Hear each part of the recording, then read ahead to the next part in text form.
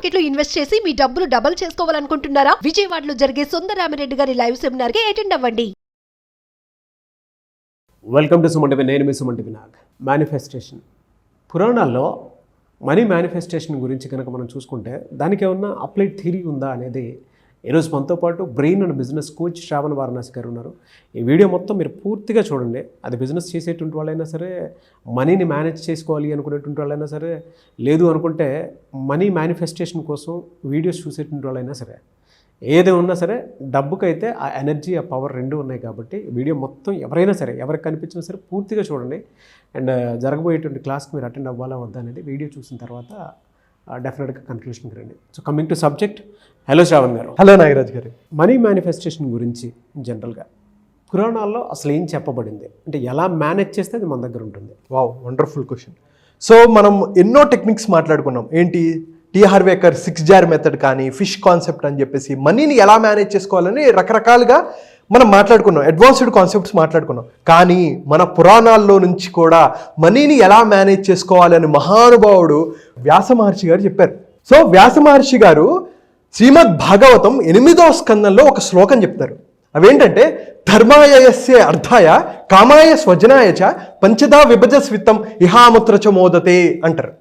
So ధర్మాయ యశసే అర్థాయ, first one ఏంటంటే ధర్మం. ధర్మం అంటే ఏంటి? ఒకటిసారి చూడండి, మన ఇంటికి ఎవరైనా ఒకప్పుడు వచ్చేటప్పుడు, యాచకులు వచ్చినప్పుడు, అడుక్కోవడానికి వచ్చినప్పుడు అమ్మా దానం చేయండి అంటారు, అమ్మా ధర్మం చేయండి, బాబు ధర్మం చేయండి అంటారు. అంటే ధర్మం అనేది ఫస్ట్ టాపిక్లా మాట్లాడుకుంటారు. అంటే మన 100% ఉంటుంది కదా, ఫస్ట్ 20% ధర్మం కోసం మనం వినియోగించుకోవాలి. అంటే ధర్మం అంటే ఏంటి? ఇప్పుడు ఆలయాలు కట్టించడం కానీ, లేదు ప్రేత సంస్కారాలు కానిచ్చడం కానీ, ఏవైతే సొసైటీలో వాళ్ళ అభివృద్ధికి ఉపయోగపడతాయో, ధర్మాన్ని నిలబెడతాయో, ఏవైతే కార్యక్రమాలు ఉపయోగపడతాయో వాటి మీద 20% మనీని మనం స్పెండ్ చేయాలి. అయితే ఇక్కడ ట్విస్ట్ ఏంటంటే, వ్యాస మహర్షి ఏం చెప్తారంటే, ఈ డబ్బులు గుప్త దానాలు చేయాలి, ఎవ్వరికీ తెలియకూడదు. మీరు ఇచ్చినట్టు, ఇప్పుడు ఎవరో మీ ఫ్యామిలీలోనో మీ రిలేటివ్స్లోనో ఎవరో ఉన్నారు, వాళ్ళకి మనం 100 రూపాయలు 20 రూపాయలు వచ్చినప్పుడు ఫోటోగ్రాఫర్ని పిలిచి, నీదిగో చూడు నేను దానం చేస్తున్నాను, నీకు ఇస్తున్నాను, ఇలాంటివి అస్సలు చేయకూడదు, ఎవ్వరికీ తెలియకూడదు. ఈ ధర్మం అనేది ఎవ్వరికీ చెప్పకుండా 20% చేయాలి అని చెప్పి వ్యాస మహర్షి చెప్తున్నారు.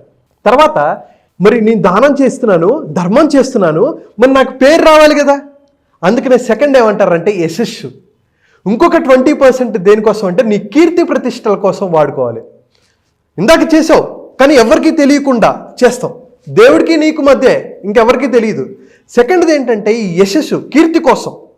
మీరు స్కూల్స్ కట్టిస్తారా, కాలేజెస్ కట్టిస్తారా, అనాథాలయానికి డబ్బులు ఇస్తారా, నిత్యాన్నదానాలు చేస్తారా, ఒక టెంపుల్స్ మీద పేర్లు రాస్తారు, వెంకటరావు గారు ఇచ్చారు అనేది ఉంటుంది, 20,000 దానం చేశారు, 50,000 దానం చేశారు అని ఉంటుంది అనమాట. ఇది మీరు యశస్సు కోసం, మీ కీర్తి కోసం తరతరాలు ఉండేటట్టు కూడా మీరు దీన్ని ఉపయోగించుకోవచ్చు. 20% మీ యశస్సు కోసం వాడుకోవచ్చు. ఫస్ట్ వన్ ఏంటి, ధర్మం కోసం. సెకండ్ వన్ యశస్సు కోసం, కీర్తి కోసం. థర్డ్ వన్ ఏంటంటే అర్థం. అర్థం అంటే ఏంటి? అర్థం అంటే డబ్బే. అంటే ఇది ఎలా ఉపయోగించుకోవాలంటే 20% డబ్బు నుంచి డబ్బు క్రియేట్ చేయాలి అని. అంటే ఎలాగా? మీరు ల్యాండ్ మీద ఇన్వెస్ట్ చేయొచ్చు, మ్యూచువల్ ఫండ్స్లో ఇన్వెస్ట్ చేయొచ్చు, స్టాక్స్లో ఇన్వెస్ట్ చేయొచ్చు. ఒకవేళ మీరు మ్యూచువల్ ఫండ్స్లో ఇన్వెస్ట్ చేస్తున్నారు అంటే, ఈ కాలానికి అర్థమయ్యేటట్టు నేను చెప్తున్నాను, మ్యూచువల్ ఫండ్స్లో ఇన్వెస్ట్ చేస్తే మీ రిస్క్ అపెటైట్ ఏంటి? లాంగ్ టర్మ్ పెట్టాలనుకుంటున్నారా, షార్ట్ టర్మ్ పెట్టాలనుకుంటున్నారా, లార్జ్ క్యాప్లో పెట్టాలనుకుంటున్నారా, మిడ్ క్యాపా, స్మాల్ క్యాపా అనేది మీకు అర్థం కావాలి. దీని ద్వారా అంటే డబ్బు పెట్టడం వల్ల ఇంకా ఎక్కువ డబ్బులు సంపాదించుకునేటట్టు. మనం చూస్తే ఇప్పుడు రిచెస్ట్ పీపుల్ మనం చూస్తే వాళ్ళు సంపాదన నుంచి అవ్వలేదండి, ఆ సంపాదన నుంచి తీసుకొని ల్యాండ్ మీద ఎక్కడో ఇన్వెస్ట్ చేస్తే 20 సంవత్సరాల్లో 30 సంవత్సరాల్లో అది అద్భుతంగా గ్రో అయ్యి అది మళ్ళీ రొటేషన్ అవుతూ ఉంటుంది. మళ్ళీ వాళ్ళు దానాలు చేస్తున్నారు, ధర్మం యశస్సు కూడా వాళ్ళు చేస్తున్నారు. So third one.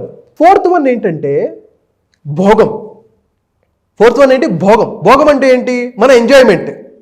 మన అందరికీ కావాల్సింది అదే, మనం 90% చేసేదే అది.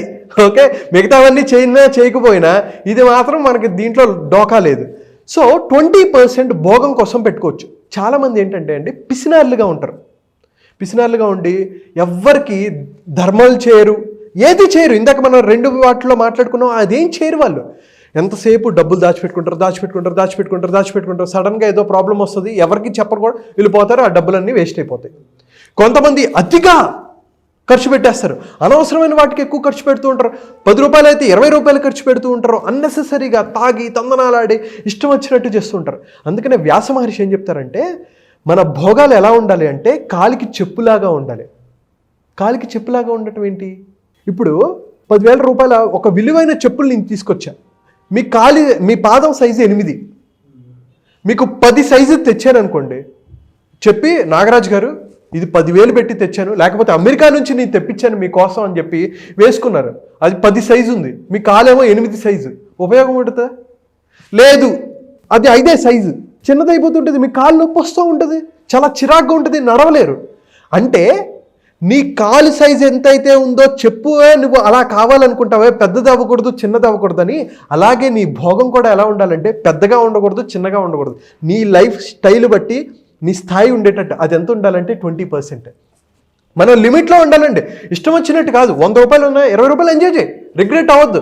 సినిమాలకు వెళ్తావా వెళ్ళు, షికార్లు చేస్తావా వెళ్తావా, ఎక్కడికి పార్టీస్కి వెళ్తావా వెళ్ళు, కానీ 20%లోనే ఉండాలి, ఇష్టం వచ్చినట్టు ఉండకూడదు. అది ఎంజాయ్మెంట్కి కూడా ఒక లెక్క ఉండాలన్నమాట. లెక్క లేకపోతే తెక్కొచ్చేస్తుంది. సో 5th వన్ ఏంటంటే స్వజనులు అంటారు. స్వజనులు అంటే ఏంటంటే, మనం ఒక ఎంటర్‌ప్రెన్యూర్ అనుకోండి, మనం కొంతమందికి జీతాలు ఇస్తున్నాం, మనం వాళ్ళ కోసం డబ్బుని స్పెండ్ చేసుకోవాలి. లేదు, మన ఫ్యామిలీ మెంబర్సే, మన వైఫ్ ఆర్ హస్బెండ్ ఆర్ పిల్లలు, పేరెంట్స్, వీళ్ళ కోసం ఈ డబ్బును వాళ్ళ సుఖాల కోసం, ఇందాక భోగం మన కోసం ఉపయోగించుకోవచ్చు. కానీ స్వజనులు అంటే 5th ఏంటంటే మనకి నచ్చిన వాళ్ళ కోసం, మన పిల్లల కోసం, లేదు మనతో పాటు వర్క్ చేసేవాళ్ళు, చిన్న చిన్న ఉద్యోగులు, పని వాళ్ళు కానీ, వంట వాళ్ళు కానీ, కారు క్లీన్ చేసే వాళ్ళు కానీ, ఎవరైతే ఉంటారో వాళ్ళ కోసం ఉపయోగించుకోవాలి. చాలామంది ఏం చేస్తారంటే అండి, ఒక ఇంట్లో ఉంటారు, ఒక ఇంట్లో ఉన్న తర్వాత ఇక్కడ నుంచి వేరే ఇంటికి ట్రాన్స్ఫర్ అవుతారు. ఇంటికి ట్రాన్స్ఫర్ అయిన విషయం పేపర్ వాడికి తెలియదు. వాడేంటి ఆ బిల్లు ఎగ్గొట్టేసి వెళ్ళిపోతారు. ఎంతసేపు అండి, ఎంతండి పేపర్, ఎంత అదృష్టం, అది చదివి మనం ఎంత నాలెడ్జ్ని పెంచుకున్నాం.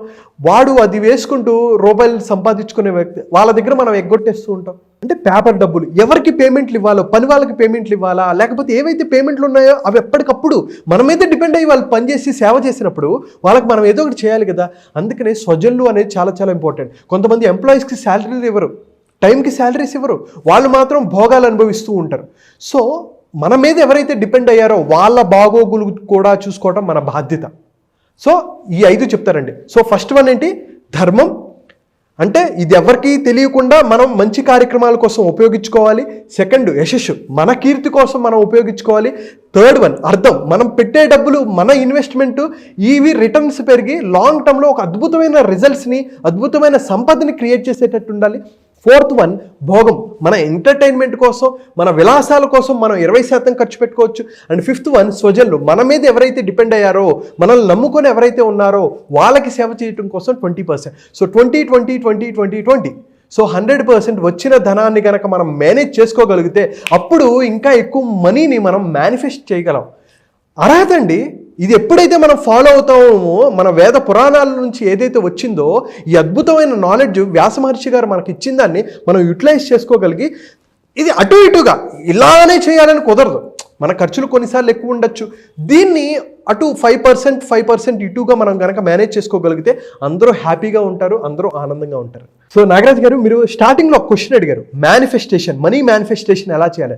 సో మనం మనీ మేనేజ్మెంట్ గురించి మనం మాట్లాడుకున్నాం.